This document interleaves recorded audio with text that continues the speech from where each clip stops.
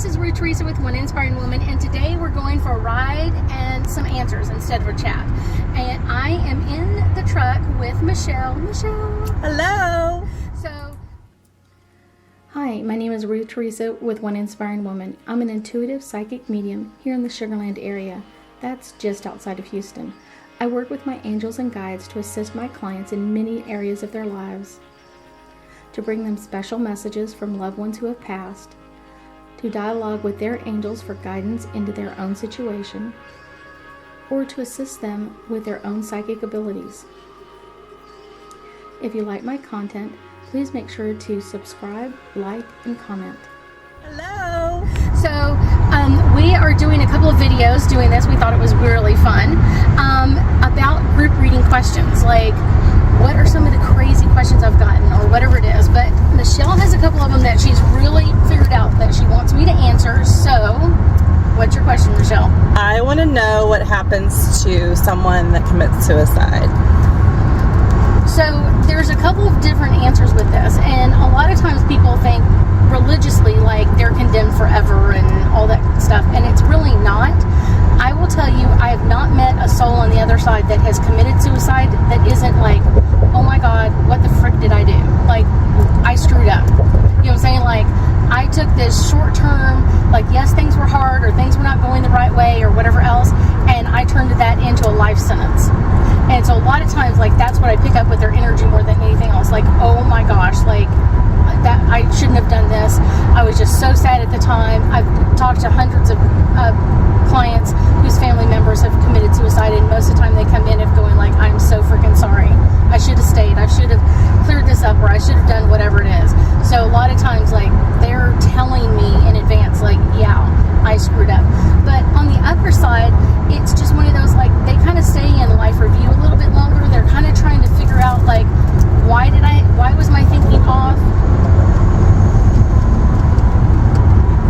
What, you know what I'm saying? Like, what else could I have done differently? Kind of like looking at the situation much differently than they did in life. Because in life, that's why they committed suicide. They're like, I don't see a way out. I don't see how I can fix this. I don't see how this is going to get better, or whatever it is. On the other side, they start going like, wow, I didn't realize I had so many options. Wow, I didn't realize this is one of the options I could have had. Or, I thought I had no options, and I had 20 options that I could have done over this time frame. So to me, I think that's kind of one of those aha moments, and kind of like working through on the other side, like their thinking. Why was their thinking so short-sighted? What came in their life that they weren't able to get over?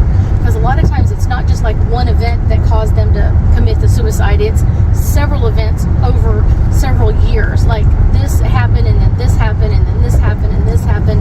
And usually they feel like they can't open up or communicate with anybody else, or no one else is going to understand. And so that's where they get like in the depths of their sadness and their depression, and that's usually when they commit suicide. Can they find peace with it? They all of them do. All of them find peace on the other side. All of them find some type of peace in that, realizing like, I didn't think this person was on my side, but now I realize they were. I thought I was all alone in this, and I realized that people were on my side, or all I had to do was ask for help and like literally voice it out, and they would have helped. They would have stepped up and helped. So that changes so many things in their energy of just like, oh, I thought I was like, no lifelines, no help, no one's going to help me with anything, and then realizing like, wait, there were options. There were things I could have done differently. And so a lot of times they come back usually into the same family, and usually they're the person that comes back in and brings the family back together. Because usually a suicide usually breaks up families, because it's like one person is blamed and the other person, like, it's your fault, you should have done this, or you should have said this differently, or whatever else. And so there's a lot of blame, and so a lot of times it kind of like Heals everybody. It like explodes the family, but when that new person comes in, that new baby, it kind of like brings everybody back together. It's kind of like, oh, here we go back together. We're connecting to each other. So a lot of times that same energy soul comes back in to heal in that family. That's beautiful. Any other questions? I do, yeah. Okay, what you got? Murder. Can you help people solve murders And if so, how? So when I am dealing with someone whose family members been murdered in some way, shape, or form, however that is,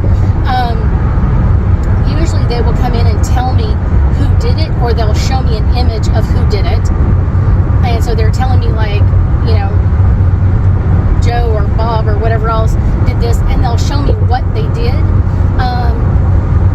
Kind of one of those like odd things that I can do is my clairvoyance is really strong, so I can kind of connect to their energy, so I can see out their eyes, so I can see what they That's saw. cool. So I can like walk in their place, and sometimes like people are like, oh, they were all alone. I'm like, no, they weren't. I can see somebody. Or I can feel someone else's energy there. I can literally pick up on that energy, like I know someone was there. And so they'll kind of like, and then usually like, oh, that's their girlfriend, their wife, their sister, their brother, their whatever it is. And I'm like, okay, they were there, or they were there right before it happened. So it kind of solves the problem.